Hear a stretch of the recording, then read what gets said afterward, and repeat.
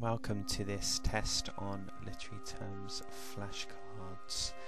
What you're going to see is a series of examples, and what you need to do is have a look at them and think which one of the literary terms that we've looked at is being shown.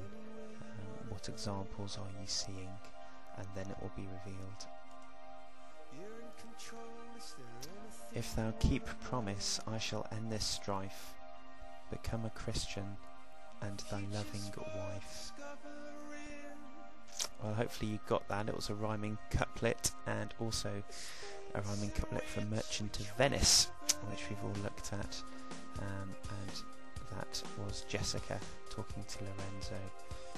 Rhyming couplets are often used in Shakespeare, but also in poems as well, to maybe end or give emphasis, so there's something to look out and they're easy to comment on.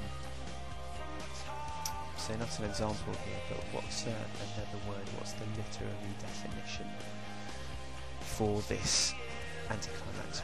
What do we say when we're talking about this? So again, hopefully you've got this one, bathos. This is the term that we use to refer to anticlimax, to refer to a deliberate ploy by the author or poet where they're leading up to something, and then there's a deliberate banal action that disrupts that flow. Again, another one like bathos. What's the term for this? Hopefully you got this too. Hyperbole. Hyperbole is the term that we use for any form of exaggeration. Remember, thinking back to Dulci et Decorum Est, we had this in Men Marched Asleep. So obviously they're not literally asleep, but that hyperbole just expresses the sheer intense exhaustion that those soldiers were suffering. So another example here. What term is this? Brave as a lion. Okay, so hopefully you got it. Simile, a form of comparison using words as or like. And of course, similes are very common and they're very easy to comment on. What you need to do is identify what the point of comparison is and talk about how suitable it is. And often similes, like their companion, which we'll come to a bit later, force us to view things in a different way, which is very interesting. Brave as a lion is quite a cliched one, but there are a number of excellent similes that really help us see things in a new light and are surprising in some ways, and they're always good to comment on. So another example here, the sun looked down at me. So what is that an example of? So hopefully you got that personification. So that is the giving of actions that normally humans carry out to inanimate objects. So that's an example there, the sun looked down at me. Remember we had one in Wuthering Heights too, where Lockwood says that the chairs in Wuthering Heights lurked in the background. Obviously chairs don't lurk, they're just inanimate objects. But that giving of that human characteristic adds to the kind of supernatural, scary kind of feel that tells us a lot about Wuthering Heights and what goes on there. So another example here, the ship ploughed through the waves. So what's this an example of? Okay, so hopefully you got that metaphor. Now metaphor is very similar to simile. It's another way of comparing two things with normally one or more point of comparison. The differences between metaphor and simile is that there's no as or like, there is a direct comparison asserted.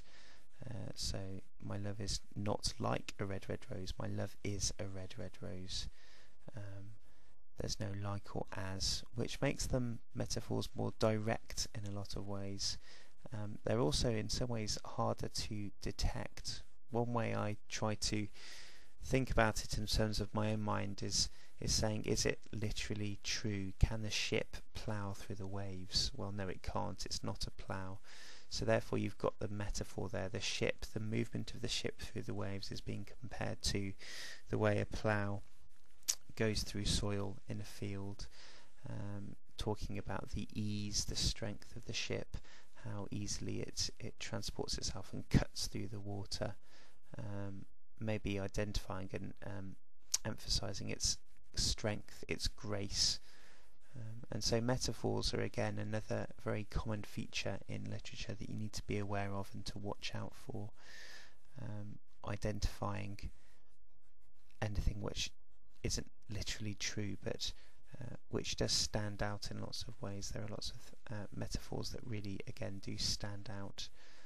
And of course, as we saw in Valentine by Carol Ann Duffy, you can have extended metaphors where there's an object that is referred to throughout a poem. So for example, the onion, which is being compared to a valentine or to love, and that poem goes on to explore how that is compared to love.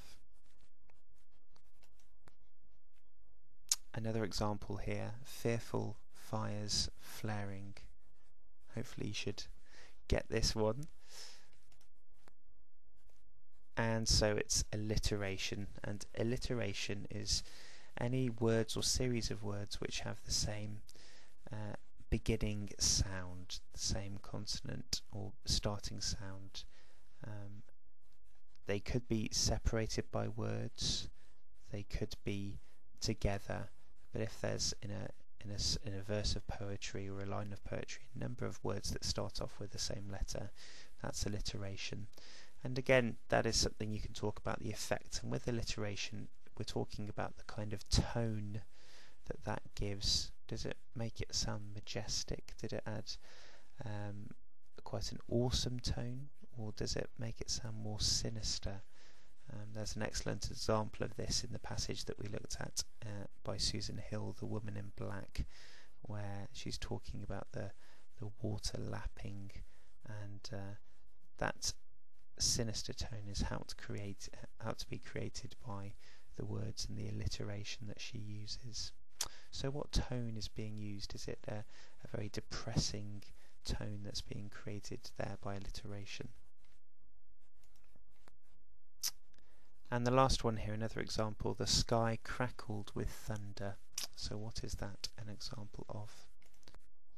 Okay, a great one for spelling this, onomatopoeia.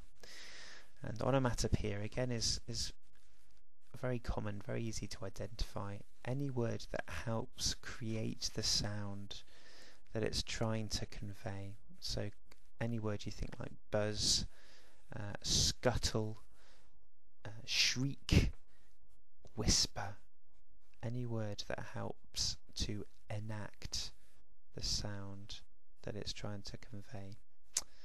And you can again comment on how it does that on the way that it creates that sound in your head as you're reading.